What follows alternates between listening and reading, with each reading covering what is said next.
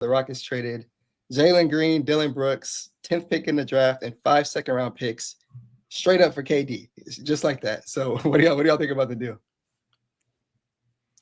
We kick it to Ollie go anybody. first. Anybody want to go? Let's go to Ollie Kevin. go, yeah. Yeah. I'll let Ollie go I'll first. go Alcon. Yeah, yeah, yeah. I it's like one of those trades where you remember where you were. Like I remember where I was when James Harden got traded to the Rockets. I remember where I was when Russell Westbrook got traded to the Rockets. Chris Paul got traded to the Rockets.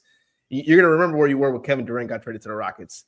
And I think just listening to all the reporting the last few days about how he views this as a partnership, his reaction on stage where he couldn't say a word because he was just smiling, the reaction privately with Rich Kleinman where he was hugging him, it shows a guy who wants to be here, a guy who's wanting to win, who views the Rockets as a team that could potentially win. And the fact that there was a report that he may potentially want to retire with the Rockets, that just shows you to me a complete turnaround from where we were 4 years ago. When you had the wow factor lineup, you had all these things going on. The Rockets were in the news for the wrong reasons. Now they're in the news for the right reasons. The entire complexion of the franchise has changed over the last 4 years. They are viewed as a destination franchise. And all credit goes to the front office or the ownership organization, Ime Udoka, for helping push the right buttons to make this happen. I mean, this is a very big deal if you're a Rockets fan, because you have to view this from an NBA perspective that people want to come play here. Players want to come here. Coaches want to come here. It's changed in 4 years from where we were to now a destination franchise. Yeah. And I think before you get into any of the actual on-court stuff, I think just the fact that when you look at KD's other spots in his career, it seems like he was always trying to or had to fit in. Like at Golden State, he had to try and fit in. It didn't actually work. I mean, he won a championship, but as a human, obviously he moved on.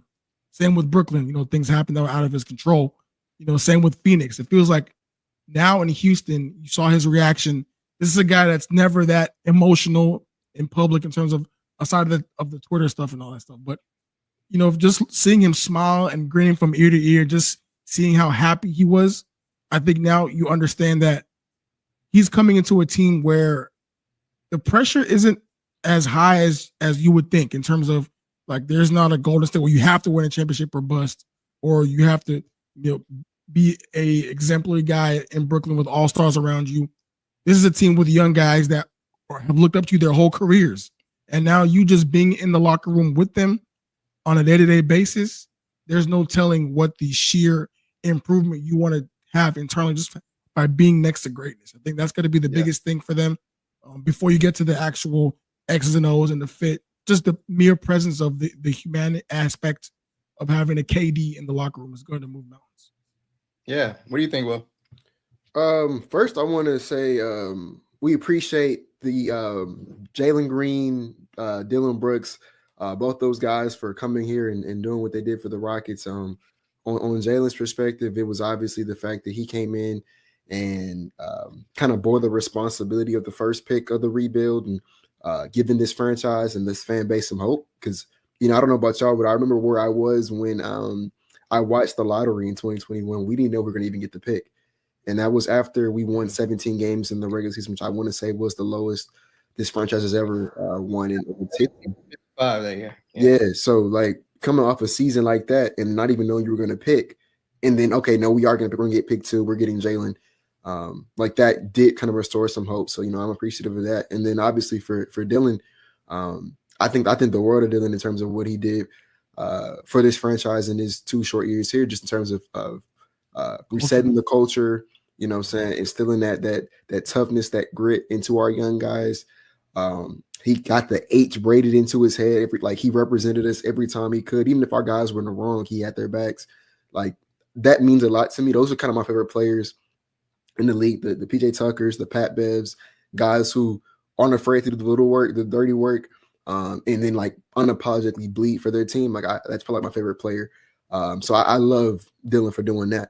Talk about the trade itself, though. I'm just excited that for the first time in 5 years now, 5 years, I can say, yeah, we got a chance, right? Like, it was the last time I said we could have a chance was that 2019-2020 season with Russell Westbrook and James Harden. Obviously, it ended the way it ended, but we're in a situation now where we do have Kevin Durant coming to a 52-win team. And we have a lot of the facilities in place to insulate KD and his weaknesses and what we want to do to keep him healthy. And we have a lot of things that, we have a lot of holes that KD fixes for us as well. So I think it's a nice pairing. And like I said, I think this is the first time I can look and say, we might be able to do it this year. Like those are the expectations coming into the season. I'm just excited because I think I was talking to somebody earlier today. I think this is also the first time, probably in the last decade, where the most jerseys in the crowd aren't going to be 13. It's probably going to be 35 this time. So that's pretty interesting. Sure. I mean, I need a scoop on. Is it going to be 35, 7? That's probably They 35. saying it's going to be 7.